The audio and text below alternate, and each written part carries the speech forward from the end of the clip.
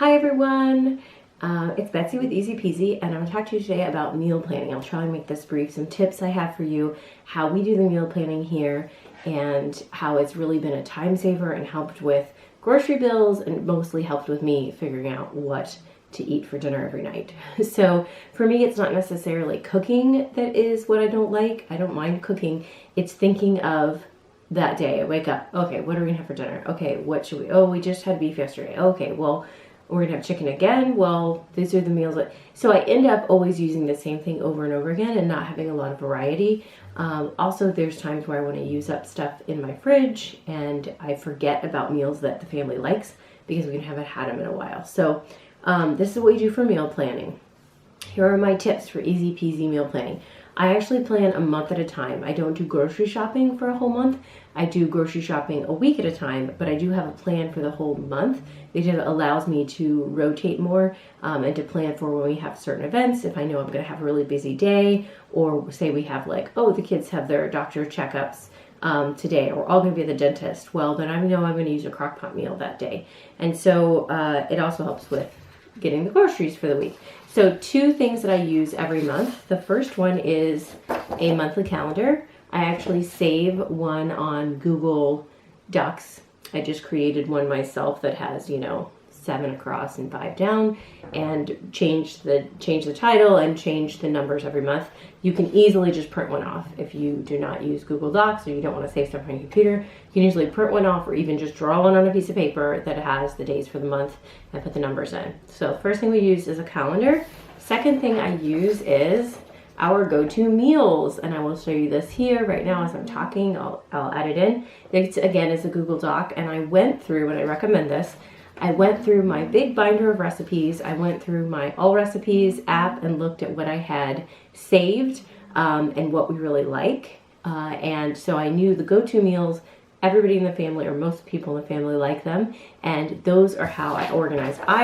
You could just have one list of all of them if you want. But write down all of them, because you're going to find something, go, oh yeah, I forgot. I haven't made that in forever. And that was a good meal. Like, we should make that again. Or my husband really liked that one and I haven't made it in months. So go through and make a master list. I have mine organized by beef, chicken, pork, vegetable, seafood. You could organize them however you want. You could have one that is crock pot meals and have all of your crock pot stuff in that. But easy, fast list of not everything that you have, but everything that you have that you like and you would like to see on the calendar once a month, at least, maybe more, okay? If you do frozen pizza nights, put frozen pizza on there, okay? So anything you do, even if it's you do takeout once a week or you do takeout twice a month, whatever that is, put that on there, because then you'll put that in whenever you're making the calendar. So we're gonna use this list of all the recipes that we have, that we like, and that we'd want to see at least once a month when we make our calendar. So what you're going to do is you're going to look at your calendar. First thing you're going to do is write down any of the special dates you have. If you have company, if you have a camping trip, if you have gymnastics meet all weekend, if your husband so I have my husband's work schedule on here because he works some days and some nights. If he's working nights, then he takes leftovers with him. If he's working days, then he eats at the hospital. So this is another reason why I plan for the month, because I need to have leftovers, extra leftovers in the fridge for when he's on nights. For when he's on days, we end up with too many leftovers. So the meals I know that have leftovers, I'm going to plan those for when he's working nights. And the ones that we don't have as much leftovers because it makes a smaller portion, or because the kids eat it really well, we all eat it and it's gone, I'm going to plan when he's on days. So that depends on you and your family and how you want to do that. What we're going to start with is look at those, write those on the list. So on the calendar, I have the days that he's working and what time. And then from there, I'm just going to start filling in. Okay, so I'm going to start from December 1st or wherever you are. If you're in the middle of the month, sometimes that happens to me. I'm like, it's the 6th of the month and I haven't meal planned. And I know because today about noon, I'm like, what am I making for dinner? What am I making for dinner? Well, let's see what we have in the pantry. Let's see what's in the freezer. And then there's times too that I leave a space open. So let's get into it. So I start and I try and rotate what kind of meats we're having so that we don't have chicken 5 days in a row. And so maybe I'll do a chicken meal. Oh, chicken tortilla soup. So I write it down. Cross it off the list of here. So I will actually physically print this and I will cross off the chicken tortilla soup. I'll put one line through it, okay?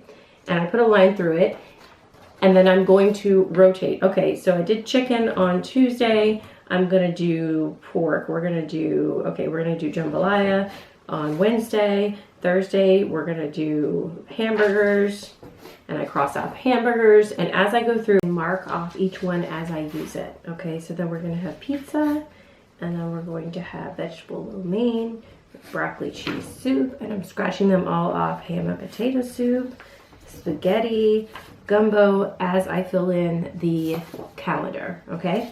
So I do not have, sometimes I get to the end and I realize, oh, I actually didn't use pulled pork sandwiches. Why is that? Probably because it's not my favorite, right? And so I'll fill that in, or I'll just kind of note to self, like, maybe that doesn't need to be in our monthly rotation, you know, because I'm okay with just using our favorites. I also plan one day a week where I don't, usually at the end of a week, so my mind always thinks Sunday to Saturday. And so I always think like, okay, maybe Saturday, Sunday, I will leave open as a day where we have leftovers. I try to do it on Sunday so I don't have to cook leftover day on Sunday, or that's going to be a day where I think of a new meal. Because I do like to try out new meals. I use allrecipes.com. I don't know if you've tried it, but they have an ingredient search. So if I happen to have, okay, I have a ton of zucchini and I would like to use up some of this beef in my freezer, then I can go in and I can search zucchini and beef as 2 ingredients, and it'll pull up all the recipes that have that as ingredients in their recipes. And then I can be like, oh, that sounds good, or that sounds good. So I really like using that when I have, that's just a separate tip, when I have a big amount of something or something left over. I have leftover turkey. Okay, I'm gonna look in, you know, whatever, and look at turkey, and I have broccoli or whatever, and put the 2 together and see what recipes come up. It's kind of a creative way to try new things and try new recipes. Also, sometimes people will share something on Facebook or social media, and that sounds delicious. So I want to fill that in. So usually about twice a month, I'll leave a day on there. I also switch things around quite a bit. So I fill this up. If you don't have that many yet, then you will end up crossing them off once and then going back and using the ones you use again, crossing them off again.